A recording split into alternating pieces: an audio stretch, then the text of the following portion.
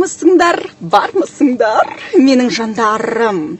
Сендер көптен күткен вот разборымды медет деген машинаға, өз машинамда разбор жасамақшымын. Жандарыма өздерің дауыс бердіңдер. Дауыстың қорытындысын салдым алдыңғы сториста. Кеше деген суланып, жамбырлаттыңдар ғой жандарым-ау. Сендердің суланғандарыңнан соншалықты сол суға батып, әп деп әрең шықты рет тәтелерің. Бая бар, бала шағасы бар, сонда да қайтпайды. Мына тәтелеріміз. Жас қыздар вообще медет деп. Ой, я. Бүгін от болады. Я вам гарантирую, бля.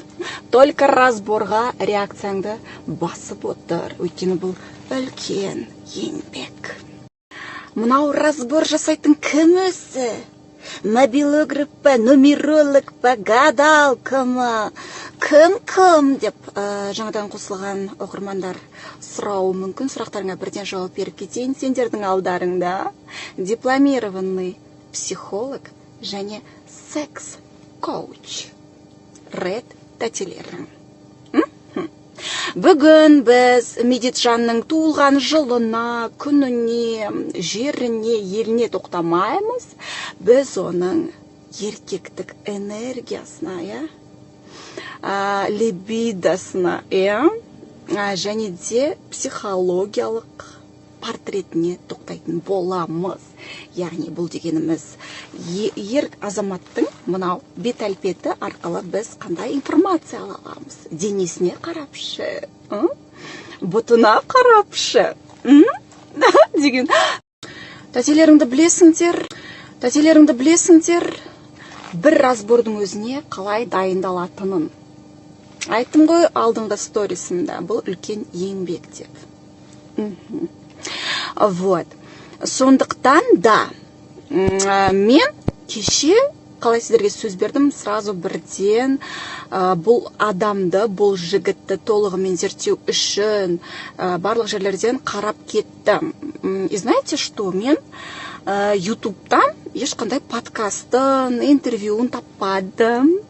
Бірақ мен одан да қызығырақ бір видеоларды тауып алдым. Соның өзі маған жеткілікті болды. Бұл ер азаматты зерттеуім үшін. Бірақ, оқыған болсаң, білімді болсаң, сен оның ескі видеоларына қарамастан, бір-екі видеосынан ақ қандай ер азамат екенін ажырата аласың. Ер азаматқа жасалынған разборларым арқылы көптеген менің бой жеткендеріме, тұрмыс құрмаған жас қыздарыма өте көп сауапты іс жасап отырғаным бар. Да и не только бой жеткендер. Тұрмыс құрған келіншектерде кіммен өмір сүріп жатқанын түсініп қалар. Жайде тілін тауып қалар. Жандарым, ажырасу көп бізде Қазақстанда. Сондықтан да ажыраса бермей, ерекісе бермей, бір-бірлеріңді танысаңдаршы. Мен таныстырамын сендерді.